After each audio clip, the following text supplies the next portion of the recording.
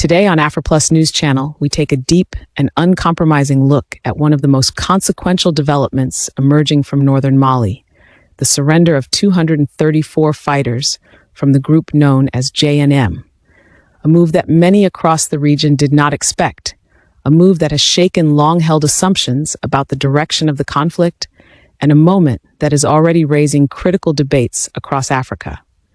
Before we go deeper into this analysis, viewers are encouraged to like, share, and subscribe for more timely, important, and thought-provoking updates like this one. The surrender of 234 JNIM fighters is not just a statistic. It represents a psychological and strategic shift in Mali's long war against armed groups. For years, narratives circulated that the state was losing ground, that extremist factions were tightening their grip, and that the nation was trapped in an endless cycle.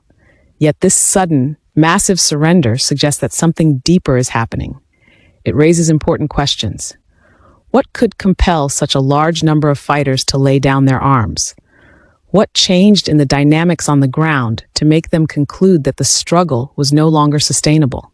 So we have some major developing news, and let me tell you, this is a good news coming from Mali. You see this person who has been captured up here? This is the person that was working for the terrorists in Mali. And this person had the guts of going to the social media and posting that Bamako is going to fall under 48 hours. And in fact, said that the government should start counting the hours because Bamako, the capital city of Mali, is going to fall under the terrorists, the JNIM. And let me tell you, within 48 hours, him and all his friends that you're seeing up here were captured in less than 48 hours. It is also turning out that the video that he posted was also being posted by those media stations controlled by France, like French 24, and those that Assimi Goïta banned in Mali. The people that were spreading false propaganda that Bamako is surrounded and Bamako is going to fall have been arrested in less than 48 hours that they said that country is going to fall. The government of Mali has said that it is not going to relent,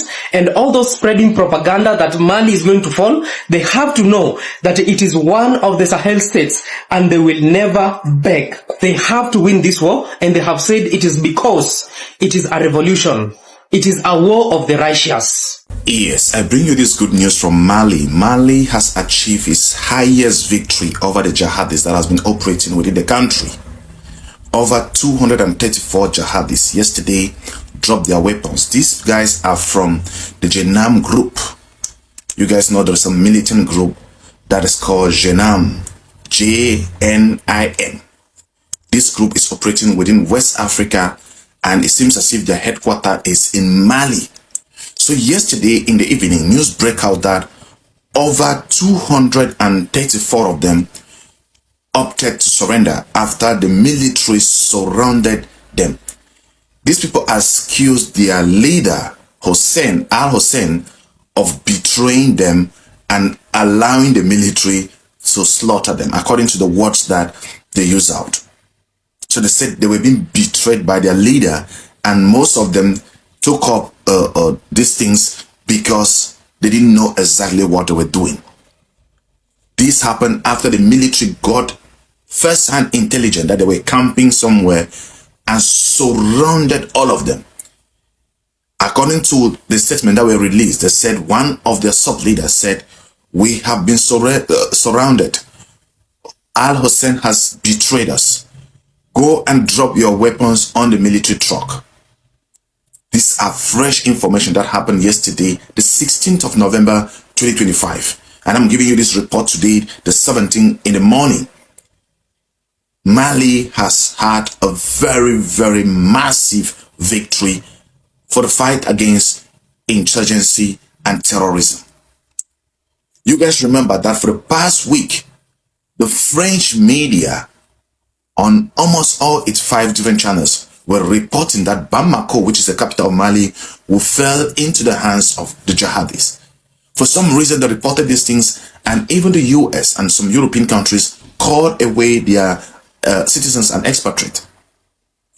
And 3 days after that, we are hearing about this surrender. It means that maybe these guys got intelligence that those guys were camping and a betrayal took place before they knew it. their entire base was surrounded by the Malian forces, FAMA, and they were asked to drop their weapons, or all of them will be neutralized. They did just one thing. They surrendered. Over 234 of them. And we're hearing that other people from that same group in other camps are begging on the military that they want to lay their arms and then be reintegrated into the society. This information is coming to you today, the 17th of November, 2025. Mali has achieved a huge success. This comes just to tell you that there are people that are investing heavily to make sure that these armed groups are operating in most countries within the Sahel and West Africa. And now, when you go tete-a-tete with them, get their supply chain, and then hit them hard like Mali, Niger, and Burkina Faso has been doing with air raiding, ground raiding, intelligence sharing, also infiltrating their groups and then extracting information and then sending redeployment to wipe them out, you would definitely going to succeed. There have been successful air raiding in Mali, Niger, and Burkina Faso. If you go to Timbuktu in Mali, there have been success when it comes to taking out these insurgency groups, especially the jihadis, the JNIM, the JNIMs. Now, this success has been achieved. Shout out to the Malian forces and shout out to the government of Mali, which has been headed by Assimi Goita. Thank you guys for watching this video. To kindly do me a favor, share this good news.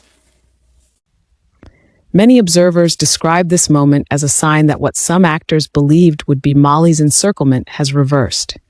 Instead, it appears that Mali is the one encircling them, militarily, politically, and psychologically. This shift in perception is powerful. Perception often determines whether conflicts persist or fade. If those within armed factions begin to feel that defeat is inevitable, the internal collapse can happen faster than any external pressure. Does this development reveal that internal morale among extremist groups is crumbling? And what might this mean for regional stability, where similar groups operate with similar strategies? For many citizens, the actions of these fighters remain unforgivable. Communities have endured years of trauma, displacement, and loss. The emotional wounds are deep, and the memories are still raw. Yet the Malian authorities are choosing a path that is not driven purely by anger or punishment. Instead, they are opting for reintegration, an approach rooted in long-term stability rather than immediate retribution. Supporters of Mali's current direction argue that victory is no longer a distant hope, it is on the horizon. They cite improved coordination, strengthened internal security structures, and rising public confidence. They believe that the mass surrender is not an isolated event, but a signal of an unfolding shift in the balance of power. Critics, however, caution that the path ahead remains long, and they warn against prematurely declaring triumph in a conflict where armed groups often reemerge in different forms. This brings us to an essential question. What does victory truly mean in a conflict shaped not only by weapons, but also by ideology, grievances, and regional dynamics? If Mali is indeed moving forward, the implications for the Sahel region are enormous. Other countries, Burkina Faso, Niger, and beyond, are watching closely. A successful reintegration strategy in Mali could inspire similar programs elsewhere, or even push armed groups to reconsider their positions. Conversely, if reintegration fails, it could reignite cycles of violence and destabilize broader regional efforts. So what does this moment signal for the future of the Sahel, and could Mali's experience mark a turning point in how African states confront asymmetric conflicts? This moment forces all observers, analysts, and citizens to rethink long-held assumptions about the direction of Mali's struggle. It compels us to assess not just the military dimension, but the societal, political, and psychological layers that define the outcome of every conflict. As we conclude this analysis, viewers are encouraged to reflect deeply on what these developments mean for Mali and for the African continent as a whole. Do you believe that reintegration is the right path? Do you think surrendering fighters should be forgiven, or should the justice system take priority? And what do you think this mass surrender truly reveals about the state of the conflict today? Share your thoughts respectfully in the comment section. Your engagement helps build a more informed community and allows your voice to shape the discussions that matter. Your support keeps this channel moving forward.